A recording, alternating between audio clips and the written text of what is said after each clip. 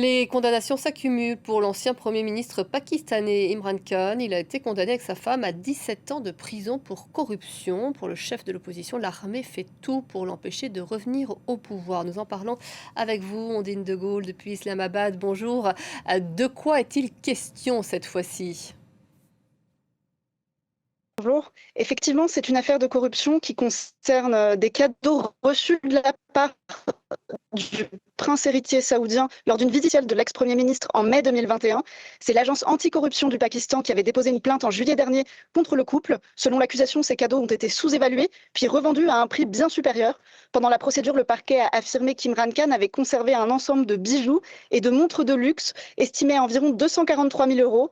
Or, après n'avoir payé qu'environ 8 800 euros. Or, selon la loi, tous les cadeaux officiels doivent être déclarés et seuls ceux dont la valeur est inférieure à un certain seuil peuvent être conservés, sinon ils doivent être achetés à un prix fixé officiellement. Imran Khan nie toute faute dans l'ensemble de ces dossiers. Son parti, le Mouvement du Pakistan pour la justice, les considère comme politiquement motivés et selon son avocat, la sentence a été prononcée sans que la défense ne soit entendue. L'ancien Premier ministre a demandé à son équipe juridique de faire appel devant la Haute Cour d'Islamabad. Dans le camp d'Imran Khan, le moral est au plus bas. Un sympathisant du Mouvement du Pakistan pour la justice me confiait ce matin que selon lui, cette affaire a été montée de toutes pièces et que cette nouvelle condamnation vise à briser le moral tant du parti que celui d'Imran Khan. Mais il faut quand même préciser, Ondine, qu'il est cité dans 200 affaires et ce n'est pas la première condamnation.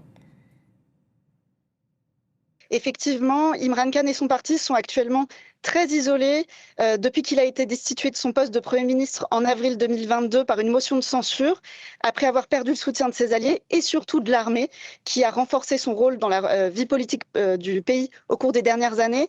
Et depuis, Imran Khan, qui a 73 ans, multiplie les affaires judiciaires, des dizaines. Il purge depuis août 2023 une peine de 14 ans de prison dans une autre affaire de corruption. Sa femme est également derrière les barreaux. Elle purge une peine de 7 ans de prison et son parti est sous forte pression.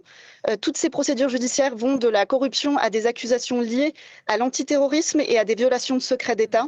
Les manifestations du 9 mai 2023 avaient marqué un tournant dans l'isolement d'Imran Khan. Après son arrestation, certains de ses partisans avaient attaqué des sites militaires, ce qui est un fait inédit au Pakistan, déclenchant une forte répression contre son parti. Donc une chose est sûre aujourd'hui au Pakistan, alors que l'ancien Premier ministre demeure extrêmement populaire dans le pays, cette affaire Imran Khan est loin d'être terminée. Je vous remercie beaucoup, Ondine. Merci à vous de nous avoir permis d'y voir un peu plus clair après cette nouvelle.